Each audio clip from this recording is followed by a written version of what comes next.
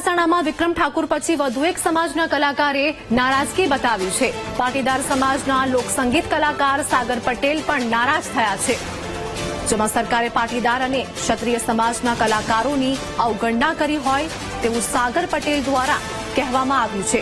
સરકાર બનાવવામાં બંને સમાજનો મહત્વનો ફાળો છે, તો આ સાથે જ સરકારે અમારા કલાકારોને આમંત્રણ નહીં આપીને અવગણના કરી છે તેવું સાગર પટેલે કહ્યું હતું। વિક્રમ ઠાકોરની નારાજગી સાથે હું પણ નારાજ છું તેવું પણ સાગર પટેલ દ્વારા કહેવામાં આવ્યું છે। સરકાર અમારી મા બાપ છે, અમને ભૂલી ગયા તેનું અમને દુઃખ છે।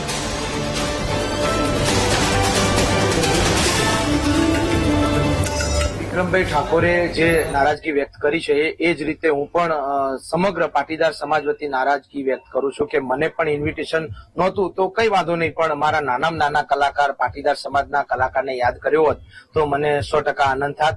અને ક્ષત્રિય સમાજ અને પાટીદાર સમાજ એ ગુજરાતના સક્ષમ સમાજો છે।